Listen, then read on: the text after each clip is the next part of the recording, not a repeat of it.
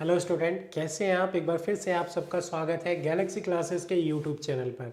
मैं राहुल कुमार एक बार फिर से आपके साथ जुड़ चुका हूं इकोनॉमिक्स के प्रीवियस ईयर क्वेश्चंस के बिहाफ पे सेशन के साथ। और आज हम इस सेशन में डिस्कस करने वाले हैं 25 क्वेश्चंस, जैसा कि हम हर सेशन में डिस्कस करते हैं। और उस 25 क्वेश्चंस में हम आज जो सबसे पहला क्वेश्चन लेकर आए हैं वो आपके सामने है डिजिटल बोर्ड पे। आप इसे रीड करें और इसके आंसर को कमेंट करने की कोशिश करें। यदि हम बात करें, इससे पहले हम इकोनॉमिक्स के सभी टॉपिक कंप्लीट कर चुके हैं, डिटेल्ड में हमने एक्सप्लेन किया हुआ है।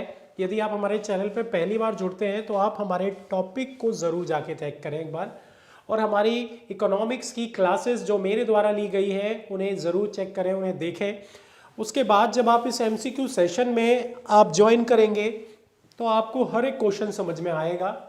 लेकिन अगर हम बात करें बेसिकली, अगर आप हमारे साथ जुड़े हैं तो पहले इस सेशन को कंप्लीट करें, उसके बाद आप जाके प्लेलिस्ट में चेक कीजिएगा। इकोनॉमिक्स की क्लासेस आगाज बैच में आपको मिलने वाली है। आगाज 2024 के नाम से हमने एक बैच अनाउंस किया है जो कि बिल्कुल निःशुल्क है हर स्टूडेंट के लिए, सभी विद्यार्थियों के लिए, जिसमें मैं इकोनॉमिक्स पढ़ा रहा हूँ। इकोनॉमिक्स का सिलेबस जो कि मैं कंप्लीट कर चुका हूँ और अब मैं इकोनॉमिक्स के MCQ डिस्कस कर रहा हूँ, उसके सेशंस आपके साथ लेकर आ रहा हूँ, प्रैक्टिस सेशंस लेकर आ रहा हूँ, जिससे कि आपका जो नॉलेज है वो और ज़्यादा इनहेंस हो सके और आपके एग्ज़ाम में कोई सा भी क्वेश्चन आए आप काफ़ी ईजिली कर सको। इकोनॉमिक्स का तो एटलीस्ट कोई क्वेश्चन नहीं बचने वाला है आपसे। आ जाए, सबसे पहला क्वेश्चन चेक करें क्या पूछा गया आपसे। Who among the following publish the economic survey in India. सबसे पहले आप समझना कि ये जो बजट है ना, इसके आने से पहले हमारे इंडिया में इकोनॉमी सर्वे लाया जाता है। इकोनॉमी सर्वे, तो ये जो इकोनॉमी सर्वे आता है ना, ये किसके द्वारा लाया जाता है, ये यहाँ पे पूछा गया है। तो ये किसके द्वारा लाया जाएगा। Institute of finance, national development council, Indian statistic department. इसका आंसर क्या हो जाएगा, मिनिस्ट्री ऑफ फाइनेंस। आंसर हो जाएगा मिनिस्ट्री ऑफ फाइनेंस। लेकिन यदि हम इस वित्त मंत्रालय की बात करें, मिनिस्ट्री ऑफ फाइनेंस की बात करें, तो इसी के अंतर्गत एक डिपार्टमेंट आता है जिसे बोला जाता है डिपार्टमेंट ऑफ इकोनॉमिक अफेयर, जिसे हम डिपार्टमेंट ऑफ इकोनॉमिक अफेयर के नाम से जानते हैं। The department of economic affair. तो इस तरीके से हम इसे डिफाइन करते हैं, the department of economic affair. और बेसिकली यही है जो कि इकोनॉमी सर्वे लेकर आता है, और इसी इकोनॉमी सर्वे के बिहाफ पे हमारे देश में बजट अनाउंस किया जाता है, जो कि एवरी ईयर फेब के फर्स्ट वर्किंग डे में प्रस्तुत किया जाता है, अनाउंस किया जाता है। पहला क्वेश्चन जिसका आंसर क्या हो जाएगा, ऑप्शन नंबर ए। आ जाए, अब देखेंगे हम हमारे दूसरे क्वेश्चन को, सेकेंड क्वेश्चन को। ठीक है, कमेंट करते रहेंगे क्वेश्चंस के आंसर को। दूसरा क्वेश्चन जो आपके सामने है वो ये पूछा गया है,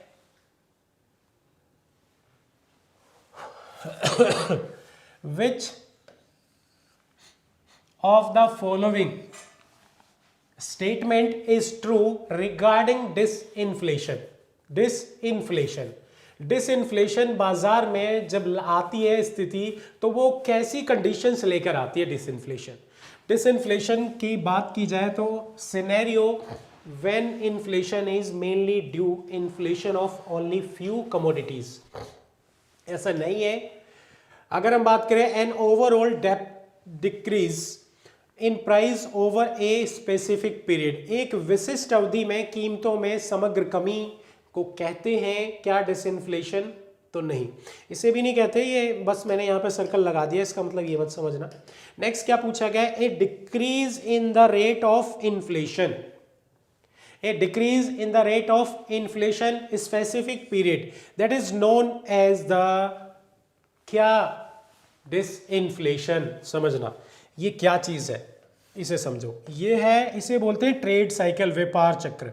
और व्यापार यानी बिजनेस इस तरीके से रन करता है, कभी अप जाता है, कभी डाउन जाता है, फिर कभी अप जाता है, फिर कभी डाउन जाता है।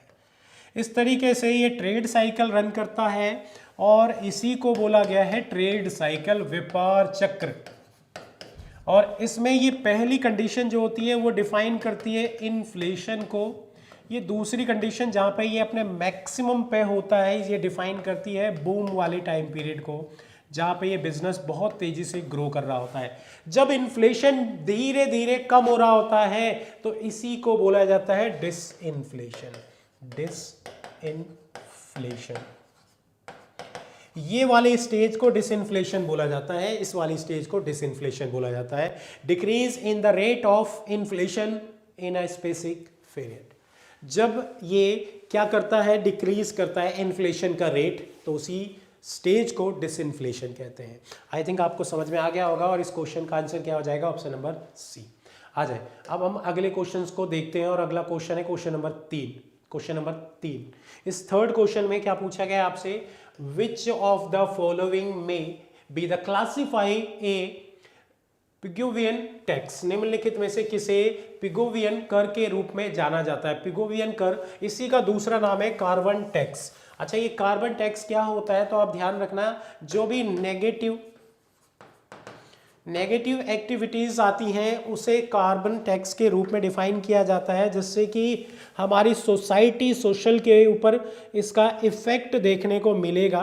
ठीक है भाई, तो इस तरीके से आप इन्हें समझ लें और यहाँ पे अगर किसी को कोई डाउट है तो वो पूछ सकता है। ठीक है, जो हमारा एनवायरनमेंट है, हमारी सोसाइटी है, उसके ऊपर अगर कोई नेगेटिव इम्पैक्ट आता है, नेगेटिव इम्पैक्ट आता है सोसाइटी के ऊपर, सोसाइटी के ऊपर, हमारी सोसाइटी पे जो नेगेटिव इम्पैक्ट आता है उसी को हम कार्बन टैक्स के रूप में डिफाइन करते हैं। इसी को हम ध्यान रखना पिगोवियन टैक्स के रूप में डिफाइन करते हैं। बेसिकली ये गुड्स और सर्विसेज के ऊपर इन्वॉल्व होता है। ठीक है, पिगोवियन टैक्स का ही दूसरा नाम कार्बन टैक्स है और कार्बन टैक्स क्या होता है, नेगेटिव सोशल वेलफेयर, या फिर ध्यान रखना अगर हम बात करें टैक्स के ऊपर डिफाइन करता है। अच्छा, जीएसटी परिषद में कितने सदस्य थे,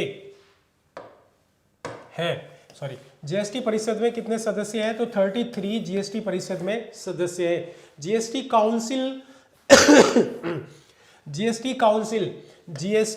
काउंसिल इसका हेड कौन होता है, तो जो भी फाइनेंस मिनिस्टर होगा वही इसका हेड होता है। यानी अभी कौन है, निर्मला सीतारमण। और इस जीएसटी परिषद या फिर जीएसटी काउंसिल में मेंबर कितने हैं, तो 33 मेंबर हैं, जिसमें यदि हम बात करें, ठीक है, 2 मेंबर सेंटर के द्वारा, 31 मेंबर, और इसमें ध्यान रखना 28 मेंबर जो है स्टेट के होंगे। ठीक है, 3 यूनियन टेरिटरीज के होंगे और 2 सेंट्रल के मेंबर होंगे। इस तरीके से इन्हें डिफाइन किया गया है। अगर मैं बात करूं तो ध्यान रखना 28 स्टेट के, 3 यूनियन टेरिटरी के और 2 सेंट्रल के। तो इस प्रकार से इसे डिफाइन किया गया है 33। चलें भाई, अगला क्वेश्चन, इसे रीड करके बताओ भाई क्या पूछा है उसने। राजकोषीय घाटे का क्या अर्थ है, what is the meaning of fiscal deficit. क्या होता है फिस्कल डेफिसिट का मतलब क्या होता है भाई, total expenditure minus total income, जब कुल व्यय से कुल आय घटता है। अब देखो इसमें कहाँ क्या मिल रहा है हमें, total revenue collect by the total government, कोई मतलब नहीं है। Difference between the total revenue and total expenditure and the government of कुल व्यय, total amount of loan taken by the government. ठीक है, तो इनमें से जो बेस्ट ऑप्शन है हमारे लिए, यहाँ पे क्या बोल रहा है, ये फिस्कल डेफिसिट की बात कर रहा है, राजकोषीय घाटे की बात कर रहा है। बताओ भाई इस क्वेश्चन का आंसर क्या होगा। तो ये जो फिस्कल डेफिसिट है ये किस तरीके से इसे डिफाइन कर रहा है, तो बेसिकली ध्यान रखना जो डिफरेंस होगा ना किसके बीच में, between revenue and total expenditure, जो भी पैसा हमारे पास आ रहा है, इसको बोलते हैं रेवेन्यू, और ये हो गया एक्सपेंडिचर, उसी को क्या बोला जाता है, फिस्कल डेफिसिट। ठीक है, टोटल रेवेन्यू और अगर हम बात करें टोटल एक्सपेंडिचर के बीच के डिफरेंस को फिस्कल डेफिसिट बोला जाता है। दैट मीन्स इसका आंसर क्या हो जाएगा, option number B. Option number B. आ जाए भाई अगले क्वेश्चन के ऊपर। 6 क्वेश्चन देखें। ये छठा क्वेश्चन क्या पूछा गया, इसे पढ़ें और इसका आंसर कमेंट करें। किसी अर्थव्यवस्था में वित्तीय संसाधन जुटाए नहीं जा सकते। The financial resources of an economy can not B mobilised. कब? तो ध्यान रखना कौन से, तो बेसिकली इसका आंसर क्या होगा, इन्फ्लेशन। किसी अर्थव्यवस्था में वित्तीय संसाधन जुटाए नहीं जाते इन्फ्लेशन में, ठीक है। तो इसका आंसर क्या हो जाएगा, inflation can not be mobilise by the inflation, ठीक है। तो इसे आप समझना यहाँ पे बेसिकली जो it can be mobilise by the public saving initially, taxations, ये सब क्या है, public saving initially, individual saving और टैक्सेशन, ये सब क्या है, इकोनॉमी कैन बी मोबिलाइज्ड, ठीक है। इट कैन बी मोबिलाइज्ड, बस इन्फ्लेशन को मोबिलाइज्ड नहीं किया जा सकता, ठीक है।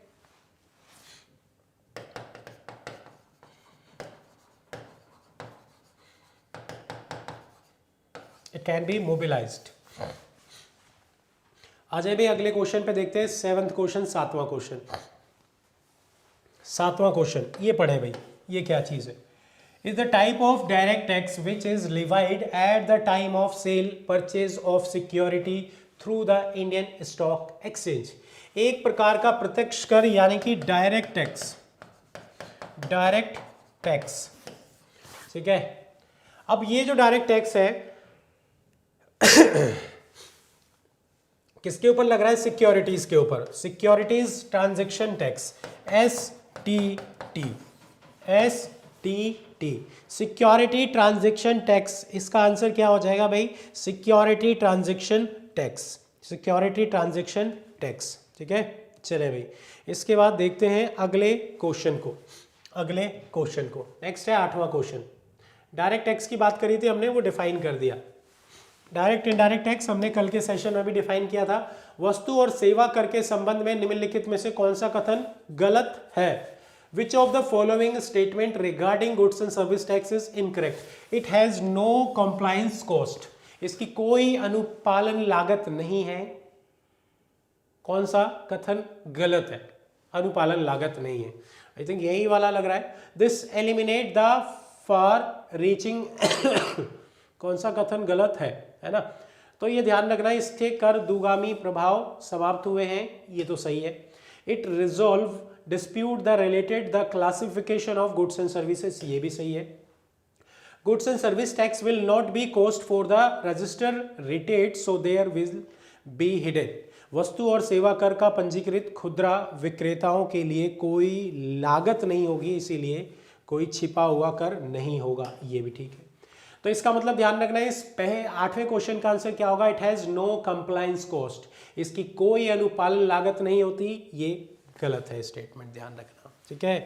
तो यहाँ पे अगर हम कंप्लायंस कॉस्ट की बात करें तो ये क्या है, ये basically expenses that a company used to adhere the government regulations के थ्रू ये जो भी एक्सपेंसेस हैं उसे हम कंप्लायंस कॉस्ट बोलते हैं, यानी ये कंप्लायंस कॉस्ट होते हैं। तो इसका आंसर हो जाएगा ऑप्शन नंबर ए, जीएसटी में कंप्लायंस कॉस्ट अवेलेबल है। 9वां क्वेश्चन देखते हैं, 9th क्वेश्चन। इस 9वें क्वेश्चन में पूछा गया निम्नलिखित में से कौन सा अप्रत्यक्ष कर केंद्र सरकार द्वारा लगाया जाता है? Service tax, purchase tax, luxury tax, taxes on lottery. निम्नलिखित में से या फिर which of among the following indirect tax is charge by the central government. Central government के द्वारा कौन सा इनडायरेक्ट टैक्स लगाया जाता है, वो कौन सा इम्पोज किया जाता है? तो सर्विस टैक्स इसका आंसर है। सर्विस टैक्स जो कि एक इनडायरेक्ट टैक्स है, और ये इनडायरेक्ट के साथ साथ किसके द्वारा, सेंट्रल गवर्नमेंट के द्वारा लगाया जाता है। सेंट्रल गवर्नमेंट के द्वारा इसे इम्पोज किया जाता है सेवा कर। लेकिन अब क्या हो चुका है, जीएसटी आ चुका है, जिसे हम बोलते हैं वस्तु और सेवा कर, है ना, जिसके द्वारा सेंट्रल ने इनडायरेक्ट टैक्सेस को एक करने की पूरी कोशिश की है। इनडायरेक्ट टैक्सेस को एक करने की पूरी कोशिश की है। चले भाई अगला क्वेश्चन देखिए, बताए भुगतान संतुलन के चालू खाते में निम्नलिखित में से क्या शामिल नहीं होता है? Current account of balance of payment does not include. तो उसमें क्या शामिल नहीं होता है, ये चीज़ आपको बताना है। Transfer of payment, trade in services, trade in goods या फिर इन्वेस्टमेंट, इसमें क्या शामिल नहीं होता है? ऑप्शन नंबर, इसका आंसर क्या हो जाएगा भाई? इसका आंसर हो जाएगा, ध्यान रखना, क्या शामिल नहीं होता है? Investment. It is part of capital account, ठीक है। और ये तीनों करंट अकाउंट का पार्ट है, करंट अकाउंट का पार्ट है, ध्यान रखना भाई। मैंने एक टॉपिक पढ़ाया हुआ है बैलेंस ऑफ पेमेंट, और उस बैलेंस ऑफ पेमेंट के टॉपिक को आप जाके चेक कीजिएगा, डेफिनेटली आपको पता चल जाएगा कौन सा कंपोनेंट जो है वो करंट अकाउंट का है और कौन सा कैपिटल अकाउंट का कंपोनेंट है। इस क्वेश्चन का आंसर हो जाएगा ऑप्शन नंबर ए। अगला क्वेश्चन है क्वेश्चन नंबर 11। क्वेश्चन नंबर 11 जिसमें वो पूछता है आपसे निम्नलिखित में से कौन सा संबंध सत्य है, which of the following relation is true.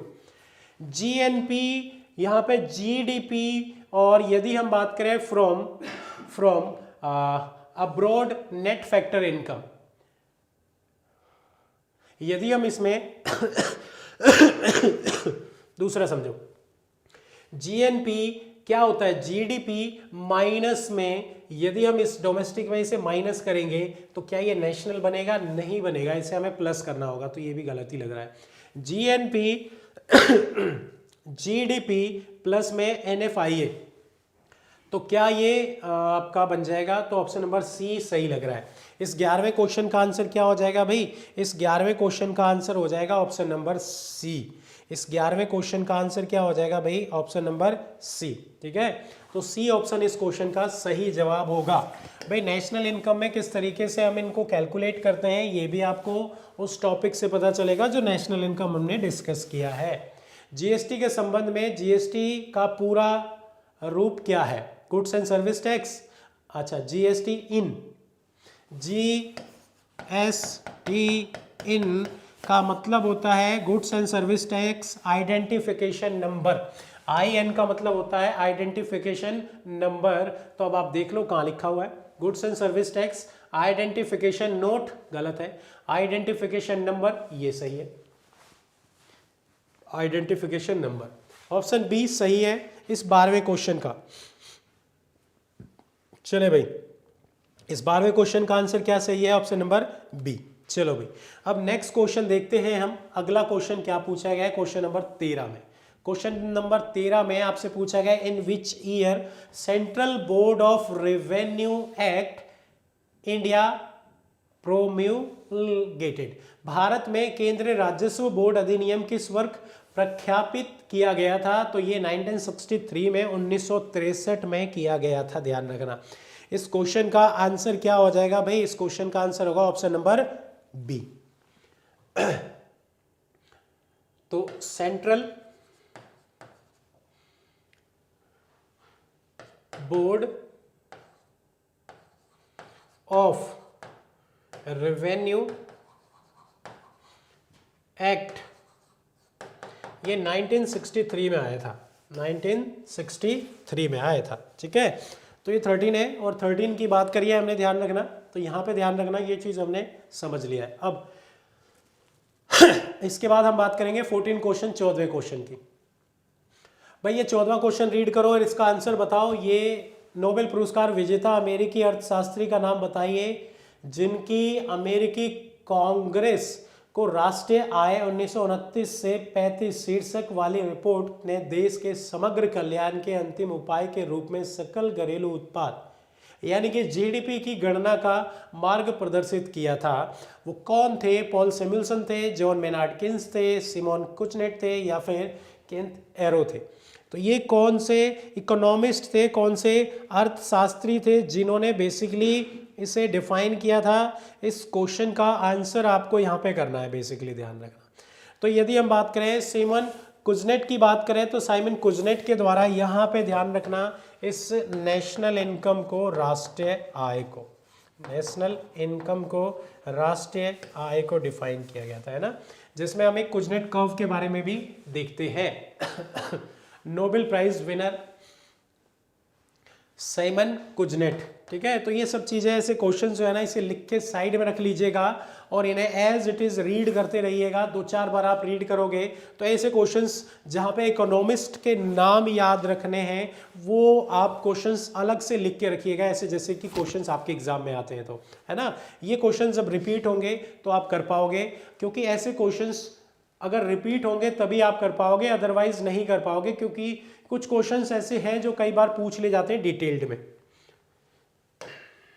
चलो भाई अगला क्वेश्चन देखते हैं। Which one of the following bring out the annual publication titled national account statistic containing gross domestic product, fix capital formation and other macro economy aggregate. निम्नलिखित में से कौन सकल घरेलू उत्पाद, निश्चित पूंजी निर्माण और अन्य व्यापक आर्थिक समुच्चय को शामिल करते हुए राष्ट्रीय लेखा सांख्यिकी नामक वार्षिक प्रकाशन करता है?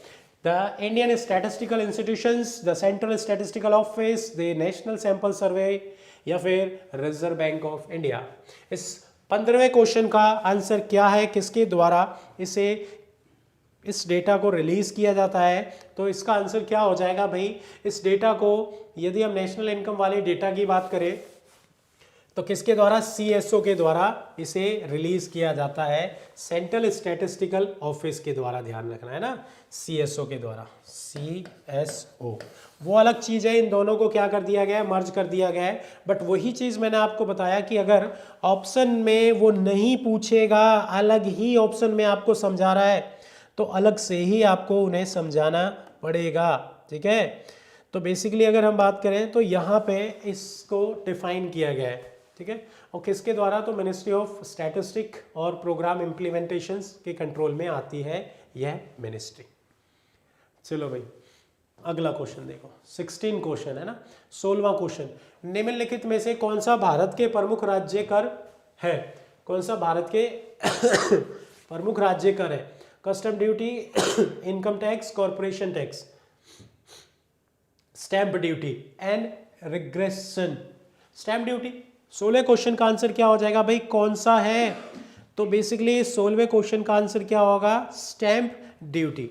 स्टैंप ड्यूटी ये बेसिकली इसका आंसर हो जाएगा। बाकी तो ये दोनों तो डायरेक्ट टैक्स है, ये इनडायरेक्ट टैक्स है, बट ये इंपोर्ट एक्सपोर्ट पे लगता है, इंपोर्ट एक्सपोर्ट पे लगता है। ठीक है, चलो अगले क्वेश्चन को हम समझते हैं। 17 क्वेश्चन, 17वां क्वेश्चन, वस्तु और सेवा कर यानी कि GST सबसे पहले किस देश ने लागू किया था? ये बताओ आप भाई। फ्रांस ने लागू किया था। कब लागू किया था? 1954 में, 1954 में। भारत में कब लागू हुआ था? इंडिया में कब लागू हुआ था? तो 1 जुलाई 2017 में लागू हुआ था। ठीक है, भारत 161वां देश है GST लागू करने वाला, जबकि फ्रांस पहला देश था। फ्रांस पहला देश था GST लागू करने वाला और भारत 161वां देश है GST लागू करने वाला। नेक्स्ट है हमारा 18वां question, 18 question, 18वां question.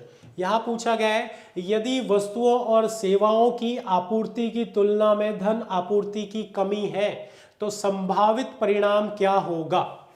If there is the lack of money supply in the comparison to the supply of goods and services, then the possible consequence would be, कैसी कंडीशन क्रिएट होगी यदि वस्तुओं और सेवाओं की आपूर्ति की तुलना में धन की आपूर्ति की कमी होगी? पैसा कम होगा वस्तुओं के कंपैरिजन में, तो कैसी स्थिति क्रिएट होगी? डिफ्लेशन की स्थिति क्रिएट होगी, इन्फ्लेशन की, डिवैल्यूएशन की, या फिर हाइपर इन्फ्लेशन की। आई थिंक इस 18 क्वेश्चन का आंसर क्या हो जाएगा? इस 18वें क्वेश्चन का आंसर क्या होगा भाई? इस 18वें क्वेश्चन का आंसर क्या होगा? तो इसका आंसर होगा डिफ्लेशन की स्थिति क्रिएट हो जाएगी, डिफ्लेशन की स्थिति क्रिएट हो जाएगी। हाइपर इन्फ्लेशन तो इन्फ्लेशन की सबसे लास्ट स्टेज होती है, डिवैल्यूएशन में करेंसी की वैल्यू कम होती है, इन्फ्लेशन में तो इंक्रीज होती है चीजें। ठीक है, हाइपर इन्फ्लेशन, ये इन्फ्लेशन जैसे जैसे बढ़ता है ना, इसकी लास्ट स्टेज को हाइपर इन्फ्लेशन कहते हैं। डिफ्लेशन सबसे नीचे वाली वैल्यू को कहेंगे और डिवैल्यूएशन तो अलग चीज है ना। चले भाई अगले क्वेश्चन की ओर। भाई क्योंकि आपने मेरे वो वीडियोस देखे हुए होंगे, इस वजह से हम इसको थोड़ा क्विक लेके जा रहे हैं, ध्यान रखना। कोई भी डाउट हो तो आप पूछते रहिएगा साथ के साथ। A sustain rise in the general price level in the economy is called. क्या पूछा गया, किसी अर्थव्यवस्था में सामान्य मूल्य स्तर में निरंतर वृद्धि को क्या कहा जाएगा? इन्फ्लेशन या फिर स्टैगफ्लेशन, या फिर ध्यान रखना अगर हम बात करें क्या डिफ्लेशन, या फिर ध्यान रखना डिसइन्फ्लेशन। सिंपल सी बात है, जनरल प्राइस यानी कि सामान्य कीमत, जनरल प्राइस यानी कि सामान्य कीमत यदि क्या होती जा रही है, बढ़ती जा रही है। क्या होती जा रही है? बढ़ती जा रही है। तो ऐसी कंडीशंस में, ऐसी स्थिति में, ऐसी कंडीशन में, ऐसी स्थिति में वो जो सिचुएशन क्रिएट करेगी, वो क्या क्रिएट करेगी, उसे बोला जाएगा इन्फ्लेशन। Option number B. अब 20वां क्वेश्चन देखते हैं, क्या है 20वां क्वेश्चन। फर्मों की उत्पादकता में वृद्धि आर्थिक प्रभाव क्या करती है? What is the economic impact of increase in productivity of firm.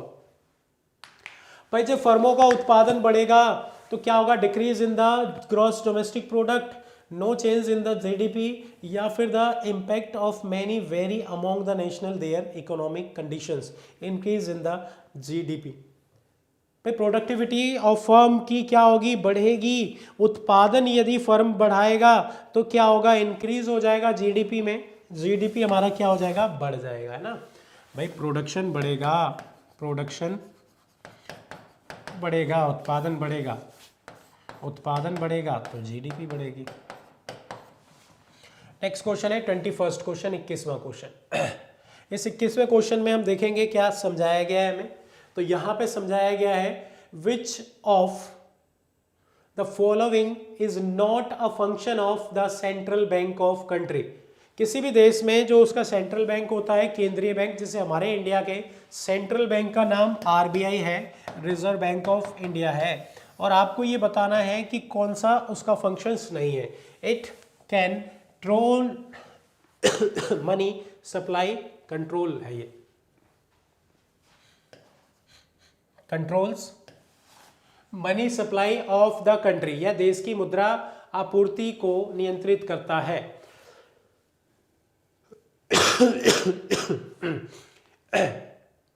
It act as a bankers of the government. It accept deposit from the public. बिल्कुल यही है जो कि इसका काम नहीं है। कोई भी सेंट्रल बैंक जो है ना, वो पब्लिक से डिपॉजिट एक्सेप्ट करने का काम तो बिल्कुल भी नहीं करता है। वो पब्लिक से डिपॉजिट एक्सेप्ट करने का काम तो बिल्कुल भी नहीं करता है। कोई भी जो सेंट्रल बैंक होगा, केंद्रीय बैंक होगा, वो पब्लिक से डिपॉजिट एक्सेप्ट करने का काम बिल्कुल भी नहीं करेगा। ठीक है, तो यहाँ तक समझ में आ गया होगा आप लोगों को। इसके बाद नेक्स्ट क्वेश्चन हम जो डिस्कस करने वाले हैं वो क्या है, अगला क्वेश्चन देखते हैं। क्वेश्चन नंबर 22, 22वां क्वेश्चन। भाई इस 22वें क्वेश्चन में आपसे पूछा गया है dash is a record of assets and liability of any firm. किसी भी फर्म की संपत्ति और देनदारियों के रिकॉर्ड को बैलेंस ऑफ पेमेंट बोला जाएगा, बिल फाइल बोला जाएगा, बैलेंस शीट बोला जाएगा, या फिर बैंक बेल आउट बोला जाएगा। तो उसे बैलेंस शीट के नाम से हम डिफाइन करते हैं। क्या बोलते हैं? Balance sheet. Balance of payment तो अलग चीज़ हो गई ना, भुगतान संतुलन, इसको बोलते हैं बैलेंस शीट। तो ये जो बैलेंस शीट होता है ना, इसमें हम उसके एसेट्स और लायबिलिटी के रिकॉर्ड को मेंटेन करते हैं, उसे बैलेंस शीट के नाम से हम डिफाइन करते हैं, ध्यान रखना। ठीक है, उसे किस नाम से डिफाइन करते हैं? बैलेंस शीट के नाम से डिफाइन किया जाता है। तो बेसिकली बैलेंस शीट की बात की जाए तो बैलेंस शीट में एक साइड हम क्या बात करते हैं? एसेट्स की, और एक साइड हम बात करते हैं लायबिलिटीज़ की। इस तरीके से जो मेंटेनेंस, अच्छा बैलेंस ऑफ पेमेंट की बात करेंगे तो इसमें हम दो अकाउंट की बात करते हैं, एक करंट और एक कैपिटल अकाउंट की। वो चीज़ मैं आपको बता ही चुका हूँ। बिल फाइल का कोई मतलब नहीं है यहाँ पे, और ना ही बैंक बेल आउट का कोई रिलेशन यहाँ कंसर्न होगा। अगला 23वां क्वेश्चन यहाँ पे पूछा गया मनी मल्टीप्लायर से। Money multiplier can be express as the statutory liquidity ratio, cash reserve ratio, पहला ऑप्शन। दूसरा option, first statutory liquidity ratio, cash reserve ratio, minus statutory liquidity ratio, या फिर 1 कैश रिजर्व रेशो। 1/CRR होता है, money multiplier can be express as a, या फिर अगर हम बात करें तो basically SLR divided by CRR होता है। ये क्या है, कैसे हम इसे डिफाइन करेंगे? तो बेसिकली अगर हम मनी मल्टीप्लायर की बात करें तो इसे कौन डिफाइन करता है? 1/CRR के रूप में इसे डिफाइन किया जाता है। यानी कि इसका आंसर क्या हो जाएगा? Option number D. Option number D, money multiplier की अगर हम बात करें तो ध्यान रखना, मनी मल्टीप्लायर इफेक्ट की बात करेंगे 1/रिवर्स रेशो, या फिर अगर हम बात करें कैश रिजर्व रेशो की बात की जाती है। कैश रिजर्व रेशो की बात की जाती है। तो यहाँ तक आपको ये चीज़ समझ में आया होगा। और ये CRR होता क्या है, CRR क्या होता है ये समझना, SLR क्या होता है ये समझना।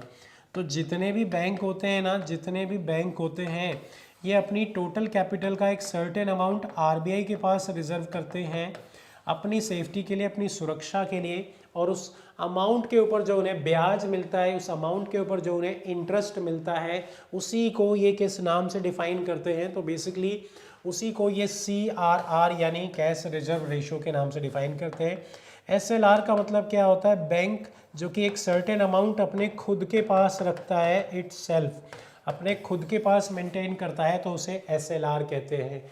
फॉर एग्जांपल यदि मैं बात करूं, अभी वर्तमान में जो CRR है वो है 4.5%।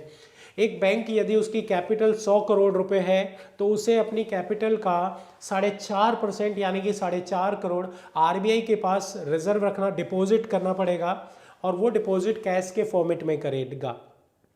लेकिन साथ ही साथ RBI उसे कहता है कि भाई आपको अपनी कैपिटल का एक सर्टेन अमाउंट अपने पास भी रिजर्व करना होगा, और वो है 18%, जिसे SLR बोला जाता है। यानी एक बैंक अपनी टोटल कैपिटल का 4.5% तो RBI के पास जमा करता है और 18% अपने खुद के पास रखता है।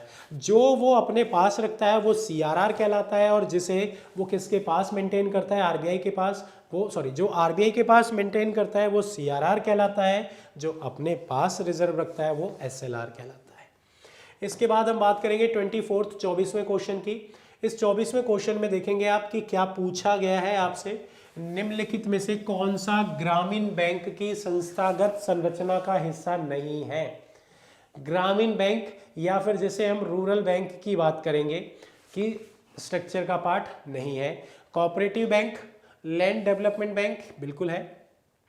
मनी लेंडर ग्रामीण बैंकिंग का पार्ट नहीं है। मनी लेंडर, या जिसे हम साहूकार के रूप से डिफाइन करते हैं, ये बेसिकली इसका पार्ट, इसका हिस्सा नहीं है। Money lender is not part of किसका?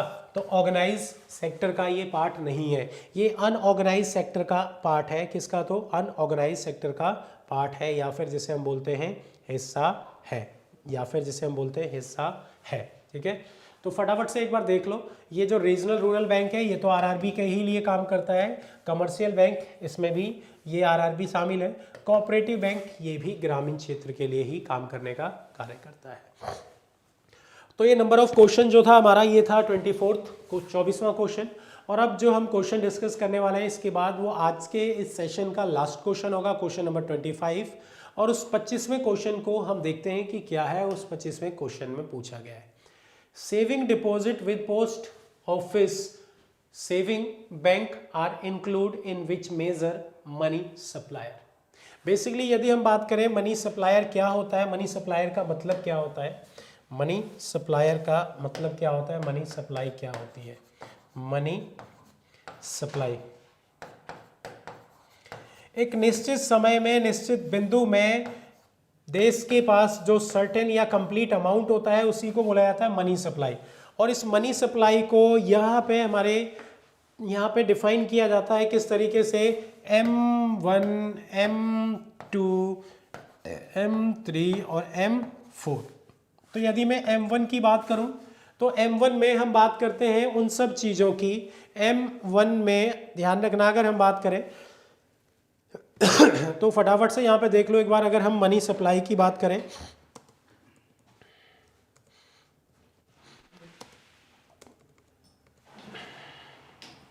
तो इसे हम M1, M2, M3, M4 इस तरीके से डिफाइन करते हैं। और ये कैसे हम डिफाइन कर सकते हैं, M1 बेसिकली जो लिक्विडिटी होती है, M1 जो लिक्विडिटी होती है, ध्यान रखना किस तरीके से मेज़र किया जाएगा, इसको एक बार मैं यहाँ पे आपके सामने डिफाइन करता हूँ, ध्यान रखना, ठीक है। तो जितनी भी करेंसी डिपॉजिट होगी किसके पास, पब्लिक के पास, डिमांड डिपॉजिट होगी, वो क्या बोला जाएगा, वो बोला जाएगा M1 से हम उसे डिफाइन करते हैं, ध्यान रखना, करेंसी विद पब्लिक और डिमांड डिपॉजिट विद बैंक, ठीक है। Currency with public, currency with public plus demand deposit.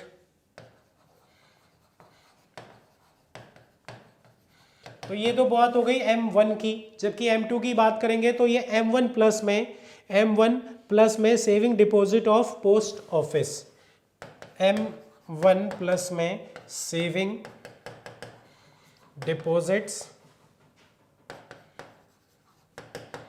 Of post office,